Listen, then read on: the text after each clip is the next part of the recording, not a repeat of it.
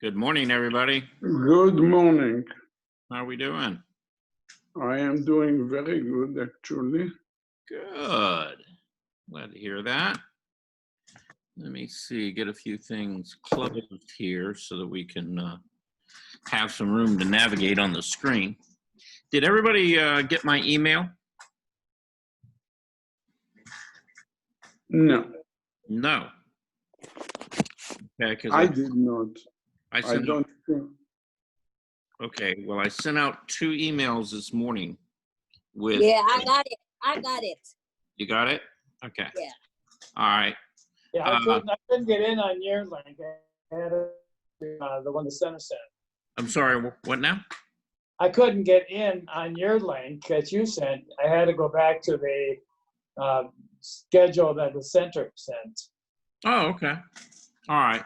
And I did not get your email today. Okay. You should have my emails. Well, you were on the list. Thank you very much. I appreciate it. Okay, but now the center did send out a list maybe like over the weekend? Yes. Yeah. Yesterday.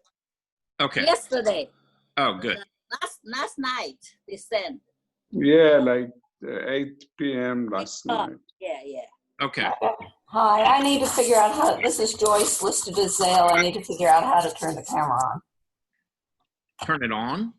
Yeah, I don't know how to If do you this. look down in the lower left-hand corner, you'll see a little icon that looks like a camera and one that looks like a microphone. If you click on the camera, then No, I don't. okay. Well, now, okay. Can you see? Here we go. Start video. Yes. Mm-hmm. Got it. There we go. There you go. Oh, okay. How about that? How you doing? Good. Long time no see. Yeah. Okay. All right. So we got a few people here. That's good. Okay, and we're gonna get started. It's been kind of a crazy week last week, wasn't it? Yes. I know. Yeah. There's lots of things going on out there in the world. And I don't know how many of you participated, but did any of you go to vote last week? Did it by mail in. Absentee. Oh, okay. All right. Same You here. did an absentee ballot?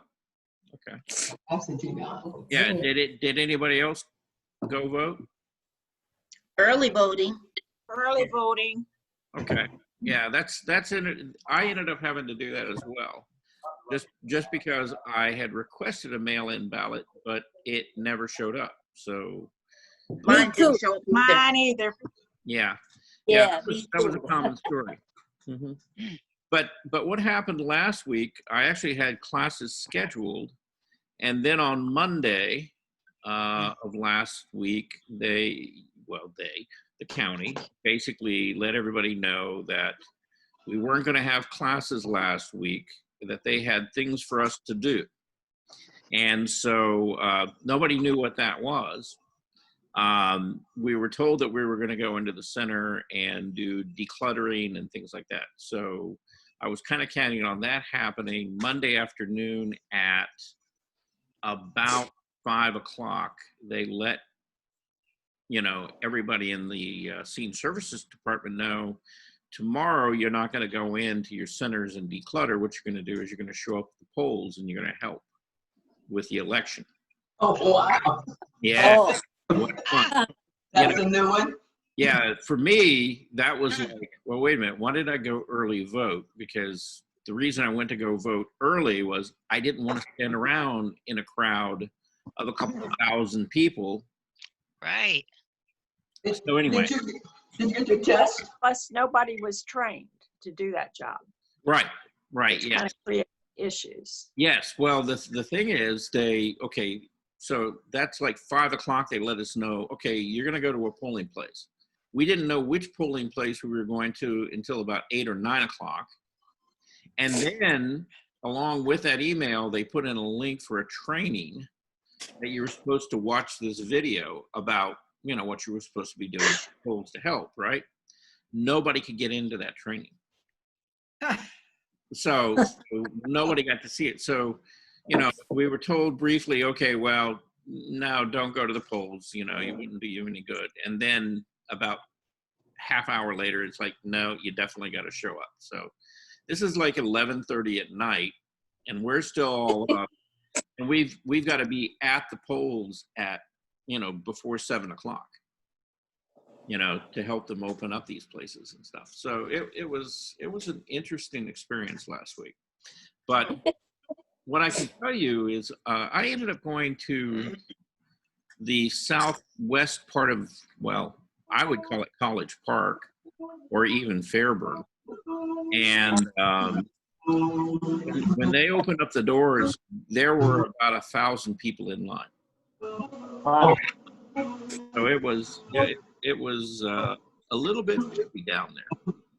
And, it worked out. We got everybody in. We got everybody out. So playing music in the background. Was it training earlier on north side and south side? Was it training earlier? Somebody's playing the organ. Yeah. Can somebody turn off the music? Whatever that is, or mute yourself, or whatever you got to do. Okay. I mean, we like music, but not that much. That was the waiting music, waiting for you to come on. Okay. Yeah. At any rate, so somebody asked a question about where it was. No. I was asking, was the training done earlier on north side than it was done on the south side? Because it seemed like the south side was the side that had the problem. Well, I heard from people that were up in Roswell that they seem to have kind of the same problems we had. So I don't think it was definitely a north side, south side thing. I think at some stations they just had a hard time. and we certainly had our challenges, but we seem to get I guess what I would say is that there was pretty good support, and we had several times that people came out to assist and give technical help and get things up and running again. So where I was at, it worked out, and we got all those people basically in and out, and I left at about 4 o'clock. Excuse me. Because I've been standing on my feet since 7 o'clock in the morning. I was like, okay, I'm done. Did they provide you with a mask or anything? Did you bring your own cook? Yes, they did have masks there, and they did have gloves. And so I wore a mask all day, and I wore gloves all day, and I was very careful. And what was it? Just this weekend, actually, I got my test results because to go have a test to see if we had been exposed to COVID or not, and I came up as a negative. Okay, that's good. That's good. Yeah. So I was happy to hear that, and everybody else was happy to hear that as well.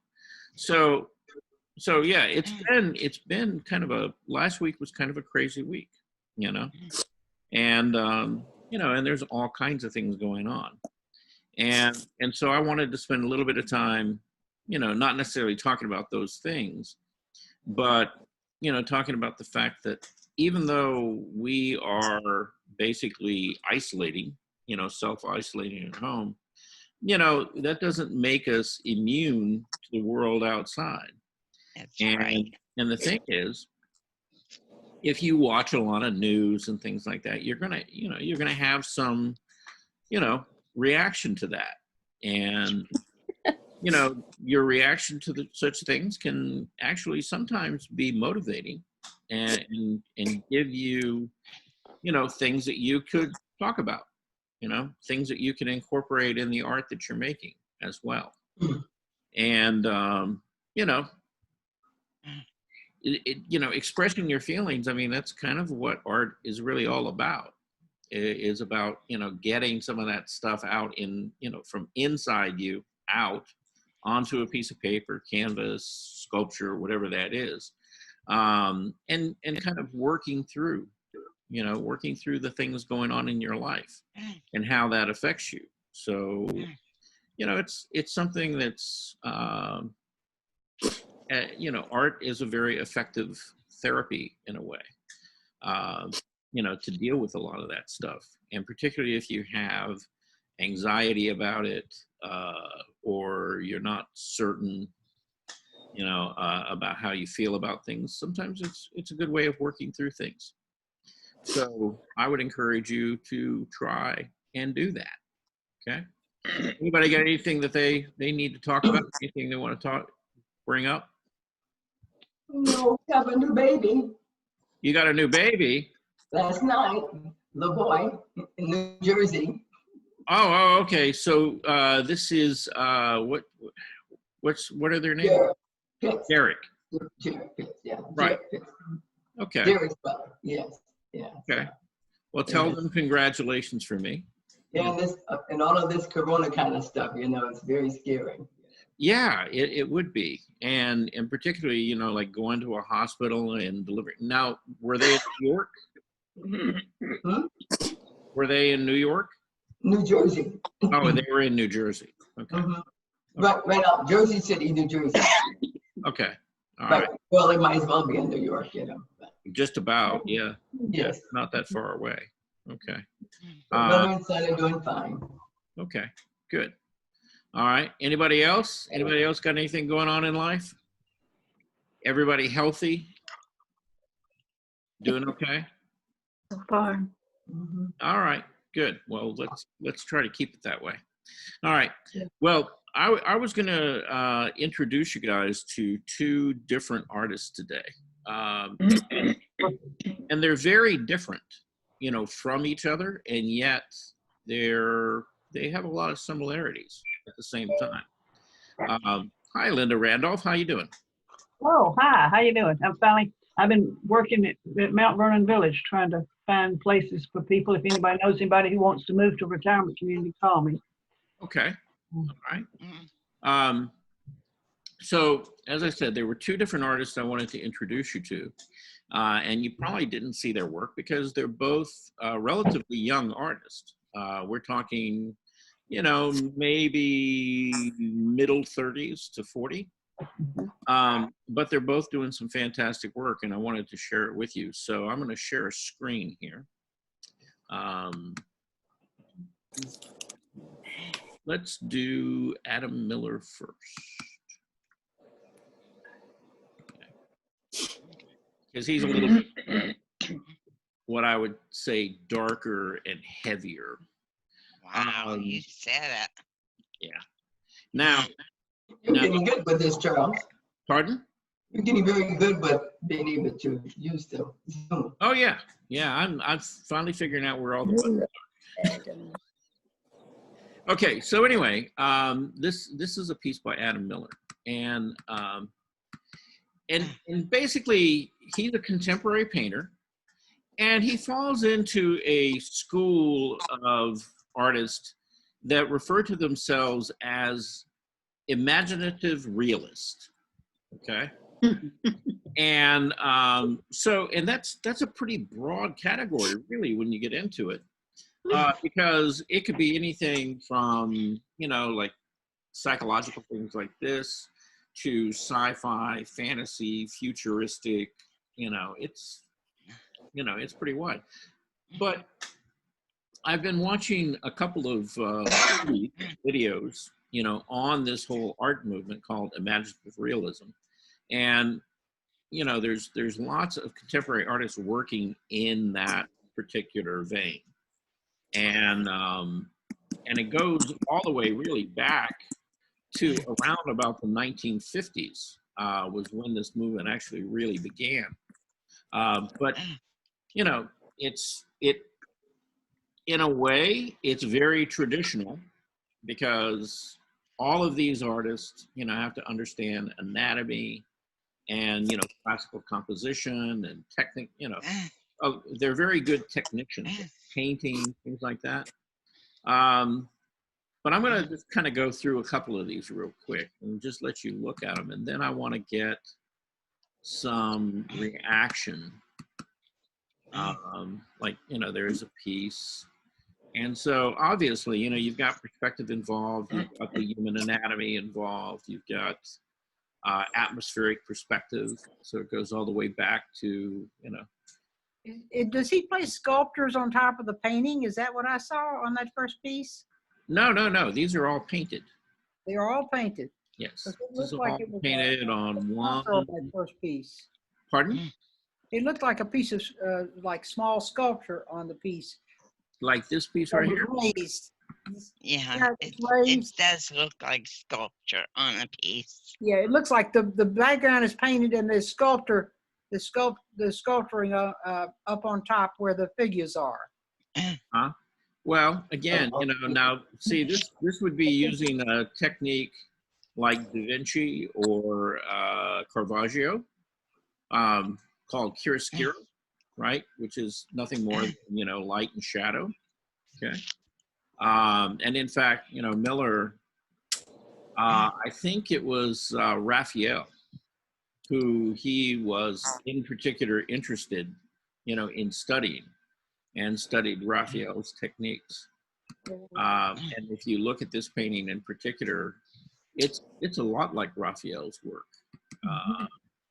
Very much so, like, the modeling on the form, of the figure, the softness in the background is kind of reminiscent of like Da Vinci and the Mona Lisa. The fabric, Yeah. draping of the fabric. So in a way, it kind of reminds you of the Renaissance and Renaissance sort of painting techniques, or the Baroque period. Okay. But again, the mood is kind of heavy, generally maybe like industrial, but very contemporary. Dark. Yeah. Not what you would say happy, optimistic paintings, right? No. Yeah. But I mean, beautifully painted stuff. But look at, and we've talked a lot about, composition, and look at how he composes, the paintings, how he gets things to move, the proportions of things, the weight of things, larger, smaller objects, and how your eye just sort of moves around in the painting itself. I wish these, came up a little bit bigger, but. So again, look at sort of the movement, and how the figures at the top have more light, and particularly like the female figure seems to get, much more light, and then the other two figures sort of fall off and get darker in value as you move down. I have a question, Charles. Yeah. I mean, the technical part of it, I get all of that, but do you have to? Are you like familiar with them, so what is it that he's trying to convey to us, or how is that? Do you know that, or is that just something we just have to become more familiar with the artist? Well, I'd have to do a lot more research on him in particular. But as I said, I've been listening probably in the last 2 to 3 weeks. I've been studying and listening to different videos and films on this whole movement called imaginative realism. And there are several things on YouTube about imaginative realism, but there's also articles and things written. And in fact, they've had a couple of books published within the last 10 years, on this particular art movement. And, it's basically combining all of those traditional art skills, with, and trying to talk about contemporary subjects. Okay. And so like this piece, which, I thought was, it's an amazing painting when you look at it. you know, just from the technical aspect of it. But, you know, and that's a good question. What is he trying to say? So here you have this female figure. She's surrounded by, you know, it looks like a dog on one side, and I can't tell what the other animal was on the other. And then, of course, there's flowers and fruit and stuff in there. But, Looks you know, like you imitate a reindeer. right. Yeah. She's got this huge set of antlers behind her. And, of course, there's all these animals around her, birds, and it looks like beehives and things like that. And, She looks like Mother Nature. Yeah, no, Yeah. it looks like birds, Charles. Pardon? There's birds on either side of her, Right. Yeah. up near her shoulders, Right. Yeah. If and then you, her antlers. yeah. And the two dogs at the bottom. Yeah. If you look very closely, I can't see the dogs. yeah, off of those antlers, you get like these bee or wasp nests Yeah. as well, you know, with some of the bees. And, you know, he puts bees and stuff, you know, in a lot of his stuff. I don't know why. The elephant back up on the very top, on when you're looking at her to the right, very top. Is that an elephant? Tusk? Yeah, to the right. Right, other side. To Yeah. your right there. Is that an elephant's? Well, I think it's part of the antler. I don't. Yeah. Up top, it looks like an elephant's Trunk. trunk. Very top. Yeah, Yeah. right there. Right in here. Yeah. Yeah, it's as far as I can tell, it's part of the antler. Yeah. Show us again where the dogs are. I don't see dogs. Oh, At the okay. very bottom, I can see Yeah, one on the they're left, at one on the the very right. bottom. Yeah. Let's see. That's Just the a little bottom. blurry. Yeah. You see, there's a dog here. And Oh, Oh, yeah, I very see hard it. to see. yeah, Uh-huh. I'm pretty sure that's a dog on that side. I got it now. Chair, but it's a dog. Yeah, but there's two different animals on each Yeah. side. All right. I thought at Yeah. first she was supposed to be Venus emerging from the seashell. Yeah. No. Yeah. Of which, like I said, he you know, he really studied Raphael very closely, and in a way, the composition of this piece is very much so like that painting of Venus. Okay, Yeah. so there are similarities, but No way to do that. Okay. yeah, but exactly what he's trying to say, Yeah. I guess, you know, you can look at that and kind of interpret it for yourself. You know, this is a little bit distressing. But again, you know, look at how he uses light, you know, on the Yeah. the figures. Again, to direct your eye, and definitely, you know, the focal point is the female figure in this painting. You know, that's a much simpler composition, you know, but you know, again, you know, she is the focal point. Yeah. So, My grandson paints like that. He's an artist and he does it in pen and ink and dots. And it's so dark. mhm. It, You mean dark as far as the feeling of it, or dark? yeah. Right. Yeah. Okay. Really dark. Right. Yeah, that's, you know, a lot of young people do that. That seems to be a phase that most young artists go through. Oh, really? Yeah. Yeah. Ah, It seems to be fairly typical until they get a little bit older, and then they kind of find other things to talk about. I thought that this was a really interesting, you know, painting in itself. You know, just because of, you know, look at the composition and where the figure is. And the fact is that she's sort of, and we talk about when you place a figure, a lot of times you want to have the figure looking into the composition. Well, she's looking out of the composition, and she's pushed really all the way up to the left-hand side. And that kind of adds a very uncomfortable feeling to this whole composition and this whole painting here. There's something dramatic about it. You kind of like, what's really going on there? I don't know, but Gets mine it goes gets to the white cloth in the right. like a window covering or something. Yeah, there's a window. Yeah, you're talking about right up in this area right here. Yeah. Yeah. I know the light is on the fabric there, but my eye goes all the way up to the right. Yeah, yeah, and yeah, so your eyes pulled, back and forth across the painting. I think it makes it feel like she's looking into a mirror, Yeah, which would make sense that she's over there. right. Yeah, That's she's what she's doing her doing. makeup. Yeah, but there's something, I just cannot like these paintings. Okay, well that's and maybe that's a good thing. Okay, I feel the same way. I don't like them either. right. And not all art is supposed to make you feel warm and fuzzy. Yeah. Oh, Yeah. Yeah, I mean, if you look at Caravaggio, for example, and this is a Renaissance artist, okay, upper Renaissance, I mean, none of his paintings were, nice, flowery, soft paintings. They were all extremely violent and dark and, very uncomfortable to look at, really. Beautifully painted, but wow. Yeah. So anyway, let's see.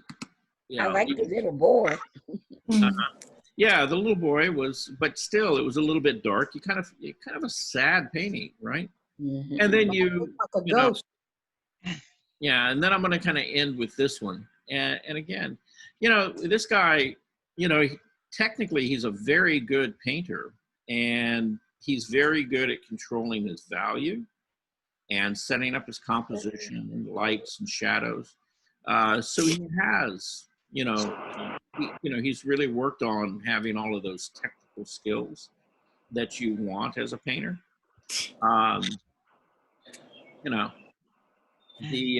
message that he's sending, though, again, when you look at kind of the body of his work, it's somewhat classical in feeling, but again, very contemporary. But again, it's a little bit on the dark side and kind of mysterious.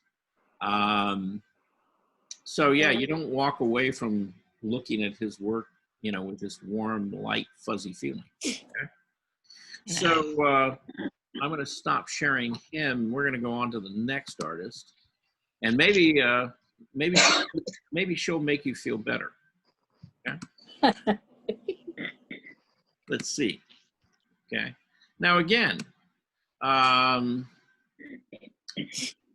this is Mary Allen Thomas. Okay, and this is just a sample. The painting over to the left-hand side is hers, and I'll go through some of them. And again, this is part of this imaginative realism school. Okay, I've seen that one before. You seen this? Okay. Yeah, I think you showed it to us. Did I? Okay. Maybe I saw it. Yeah, I didn't. I don't think I had got it. I've been meaning to show her to you guys for about 2 weeks now. Okay. Yeah. Yeah, I think I just ran across it. I don't know. But again, when you look at the elements, and how. Leave it. I want it to go away.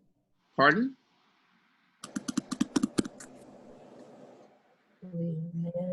What do you want to go away? Okay. Sorry, I'm ready to start another class. Oh, okay. I go, leave meeting. Thank you. It was great. Okay. Anyhow, so you begin to look at, the color and the elements, obviously, much lighter in feeling. Yeah. Probably more optimistic overall. And beautiful. Oh, that's beautiful. Yeah, beautiful color patterns. Again, composition is real strong. Now she doesn't approach, her paintings in the same way, but, the technical skills are still there.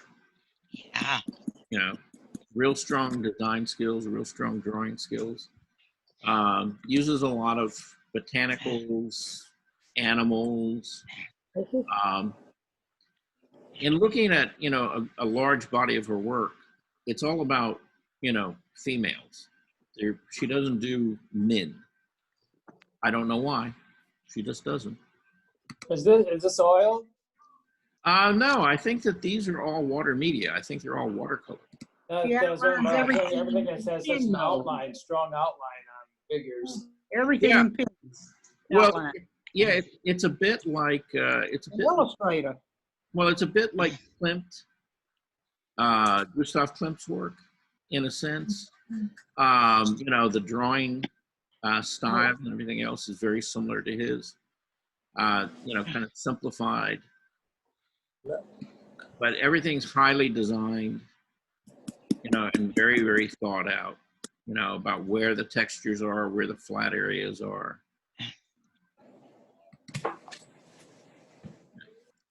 What's the name of this artist? Her name is Mary Aline Thomas. Mary Aline? Yeah, Thomas? Aline Thomas. Thomas. Yeah. Everything seems so soft and muted. Uh-huh. Yeah. Well, she, you know, again, you know, she's very, very intentional about her color. And I think the color, you can attribute a lot of that to the media that she's using, because again, you know, it's watercolor. I think she's mainly using like watercolor and what they call liquid acrylic inks, you know, as the basic media that she's working on. And she, Charles, any idea of the size of these pieces? yeah, a lot of these pieces, they're not real big. You know, I'd say probably no more than 20 inches across, you know, at the largest. Somewhere in here, I had a photograph of her in her studio while she's working on one of these pieces. And you know, they're really not very big. And yeah, this is a beautiful little piece. Hers. Yeah. Oh, I like that. Mm-hmm. Yeah. So she, you know, and she has kind of this almost like fairy tale sort of style, Yeah. you know, to her work. And interestingly enough, you know, she was producing these things, and a book publisher actually contacted her to actually do a children's book illustration, you know, or a series of illustrations for a book. You know, because her style really does lend itself, you know, to that type of work. Yeah. But, you know, really beautiful stuff. You know, for those of you who work in water media, like John, for example, you know, this would be a good person for you to look at, and somebody brought this up, you know, look how she controls her color. You know, She outlines everything. yeah, it's really a more of a kind of a designed sort of approach. So it really relies heavily on the outline, the drawing. Yeah. But then it's all just filling the color from there, and how you treat the color. Yeah, I was trying to see the subtle transitions of color. I'm sorry. Can you say that again? I was trying hard to see the various transitional colors. Mm-hmm. I could see some in the skin and see some other places. I'm just trying to see, since she does the outline, how you. So that's what she has done. Instead of making a lot of transitionals, you see Right. that that's the end. So. Yeah, she works with a very tight drawing at first, and then she begins to fill in color and let the color sort of, you know, move in, not so much in value, but in temperature. Okay. You know, warmer, cooler, more intense to more muted. There's beautiful work. Yeah, they really are. It's beautiful things. Wonderful. So you mean she did the outline first, then she fill in the color, and it's all watercolor? Can you do it with acrylic? Well, as I said, it's I think a good deal of this is watercolor, but she also uses acrylic inks. You can get acrylic like in a tube or a bottle, but who was it? I want to say it's Liquitex. They have a line of what they call acrylic inks that they've come up with. And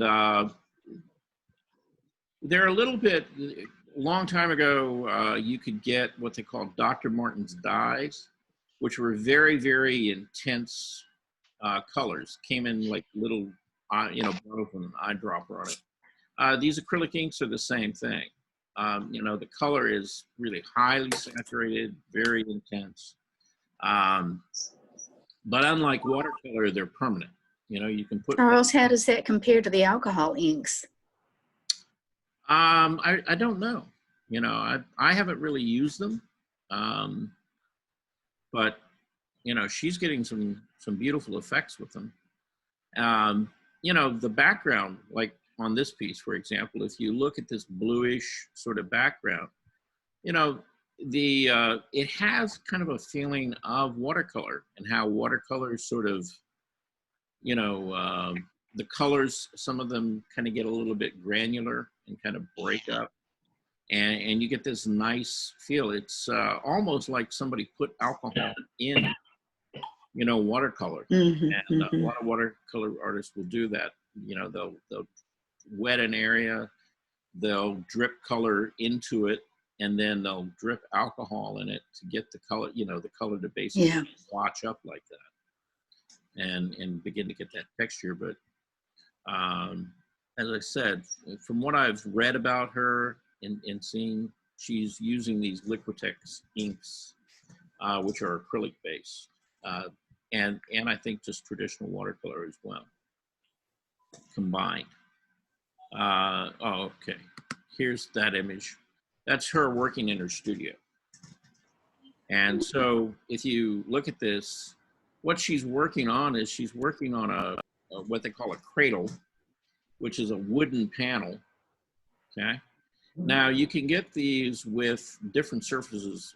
Some of them come with what they call a clay board surface, which is, I'm guessing, what she's working on. Either that, or you can actually order them with like watercolor paper surfaces on them as well. And, Almost looks like a watercolor canvas. well, if you look at it, this is a wood, the side of this is actually wooden. And I have some of these, but the surface I have is, it's a hardboard surface that's got like a clay base on it. And you can paint on those. At first, they're a little bit slick, the way, I work in it. And you can see the bottles of acrylic ink down here in the bottom that she's using. So. I wonder what about all the razor blades, how she uses those? Probably for scraping, scraping areas back. Okay. She, builds up too much color or something, to correct it, you can go back in and scrape it off a little bit. Okay. And rework an area. But anyway, that's her studio. Not exactly what you would call an ideal studio situation, but she does, it works for her. So. Charles, do you have a class this afternoon? We do. Okay, we're almost out of time. Yes, I know. We have less than a minute. I just need to ask. Thank you. Okay. Well, I just wanted to say thank you for all 20 of you showing up this morning. This afternoon, if you have some things you want to share, go ahead and email it to me. I'll try to get them in the, in the queue. And I've got some things I'm going to show. And we will be back here at 2 o'clock, okay? Very good. Thank you. Thanks, Charles. Thank you. Okay. Thank you. Thank you. Enjoy the rest of your day. You too. You too. All right. And let's see. It tells me less than a minute. It doesn't tell me exactly how how long I have here. Okay. I'm gonna